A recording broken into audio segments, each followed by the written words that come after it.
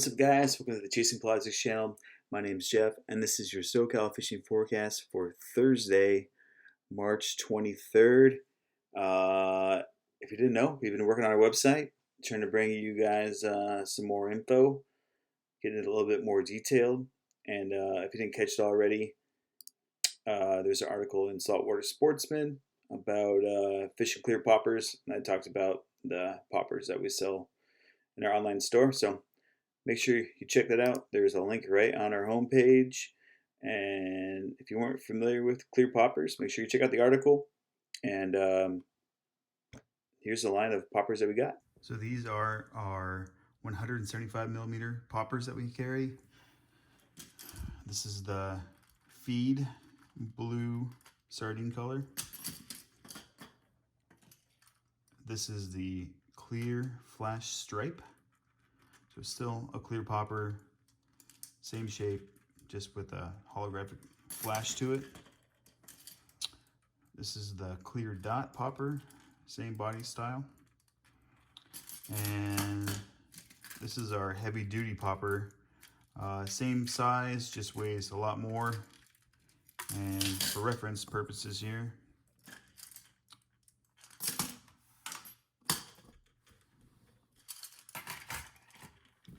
coming at 84, 85 grams for the clear dot popper and all those. With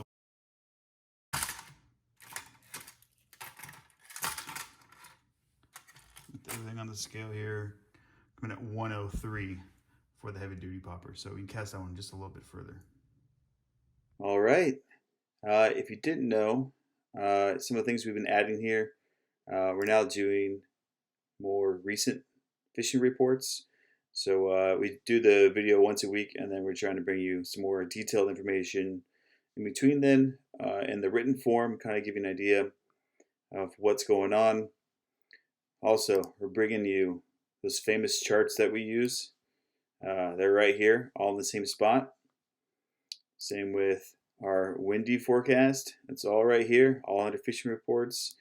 When I go fishing in Mexico, you need to know what license and stuff you got to get. It's all right here.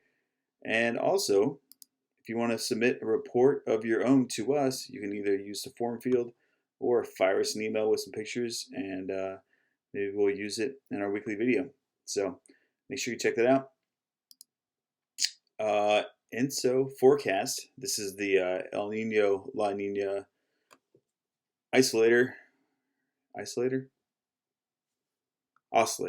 word I'm looking for. Oscillator. And as you know, we were coming off our triple La Nina, looking down right here. This is where we've been. And although like the definition is 0.5 or minus or plus, whether it to be a positive or a negative into La Nina or El Nino, I really like to look at that one number, and that seems to be the big daddy of when it really happens. Some of this little stuff, it doesn't really matter. Don't really see any big changes with that. So really, I'm personally looking for a 1.0, negative or positive, to decide, La Nina or El Nino. And this is what we're looking at. So gray, neutral, blue is La Nina. So we're coming out of this, and this is the issues that were forecasted a few days ago for March. So this would be May, June, July, August. They're kind of like a 3-month average, and then that's how they get these. Now these are the prediction models, and I like to look at that 1.0 number there. There's only about 25% of them going over right now, and there's a lot to choose from there. So let's see what happens. Maybe we're going to turn this thing a little bit more neutral. It looks like we came in really a lot more hotter, 65%, and now we're coming down to a 60 further in the year. I don't know, but with this much rain, it really kind of feels like an El Nino. I just wish the rain would stop for a while. The good news is our bait fisheries in really good, health. Seeing a lot of life out there in between the storms. Dolphins up, birds up, squid at Catalina has been really, really good, nice and thick. So I think all the things are there to get this thing to turn on, um, but it's going to take a little bit of time. Looking at our 10-day forecast here, we still have some more rain coming next week, Wednesday, Thursday. Sun's coming out though, at least for a little while. Getting those 60-degree days. Hopefully, a little sun on the water is going to help. But it seems like it's going to take a lot where we are currently at. Looking at our wind model here, drop a pin here. It hasn't been pretty and continues to be ugly, but just rolling in here. There we go. Let's get it fired up. This is going into Thursday. 12 knots on the outside, 15 knots, 17 knots, 19 knots, 20. I mean, let me see where it's going.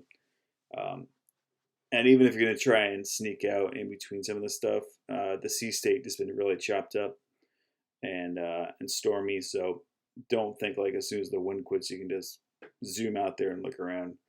It's going to stay nasty for a little while. So looking at a Sunday, Saturday, 25 knots on the outside still.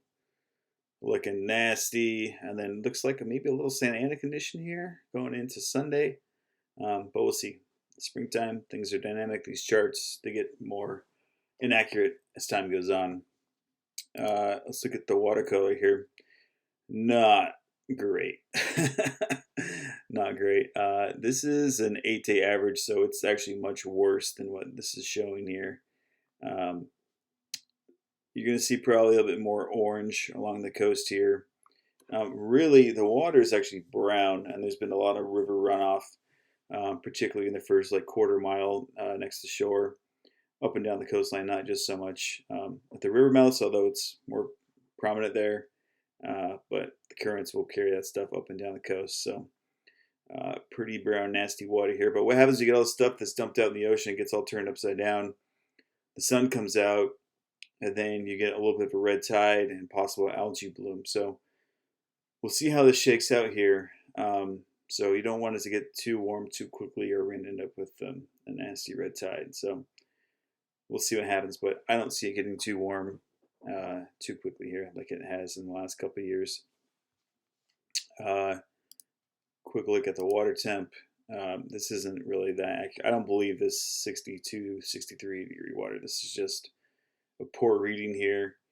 This is an 8-day, so you can see how chopped up this thing is. It's not really a good chart, and that's why I didn't really care to show much of it to you. But just know that the water's really in the mid 50s, and it's not great. So as far as fishing wise, last week we had a little run of yellowtail at the Coronado Islands. 3/4 day boats were running out there. Jig action, throwing 6X Junior Salis. Your favorite color down there is probably going to be mint, but the other ones work too. And they're seeing some bird action around the islands, and the fish are coming up underneath it. So that's what was working. Seems like all that's gone away and died off rather quickly. So they had one good whack on them for 25 one day, and then slowly dwindled down over the next couple of days. And the water's looking pretty nasty. So Polaris Supreme and the Pegasus swung out over the weekend. They headed way down south to the 60 and the Peanut Bank way down here. And there was a spotter plane that had spotted some fish, so that's where they went first. And they got one fish over 100 in the dark, and then a couple more school-sized bluefin during the day, I think. Yeah, during the day on a 3-day trip. So, it's over a 100-mile run one way. A couple boats did go down to Colonet, and they found some yellowtail that actually bit pretty good. And that's really just wintertime fishing. That's usually where that stuff is going to bite a Colonet. most of winter. So it's usually there. It just depends on the water conditions and how nasty it is, but they were able to sneak some out. So that's really good news. But other than that, fishing is not great. Squid at the island, there's a couple sea bass picked up, but nothing in large numbers, nothing I would spend a lot of time chasing, especially with the conditions this week. Bait barges, San Pedro, Newport, Nacho, they're all closed for the moment. Usually Newport isn't hauling until a little bit later this year anyway, not till the sport boats start running. So I think they're scheduled for like April 1st, the first week. Everyone's kind of pushed their schedule back with the rockfish being closed. And honestly, it's really just guys are trying to hurry up and get all their boat work done. You had the run of shows here, Del Mar show for Bart Hall. Then you had PCS show. Then you had Day of the Docks. And now you got Bart Hall show at Long Beach coming up here next week. So really these guys are just trying to get their stuff done to make it through the end of the season. So to get everything ready for you guys. But yeah, if not, if you're running your own boat, make sure you get all your boat work done. Get all your projects knocked out. This is the time, because when it does turn on, the last thing you want to do is work on your boat. Been there, done that. So that's it for this week, guys. We'll be back. Like I said, if anything pops up, be sure to check the fishing report section at chasingpelagics.com, and we'll drop the info there. But until then, it really doesn't look like anyone's going to be out on the water in the next week or so with the wind and this nasty turned over water. So that's it. If you got any more questions, drop them in the comments. We'll be trying to answer them in the coming weeks. And yeah, cheers, guys. Hey, thanks for watching. Make sure you subscribe to the channel and check out our website and online store at chasingpelagics.com. And make sure you share the stoke.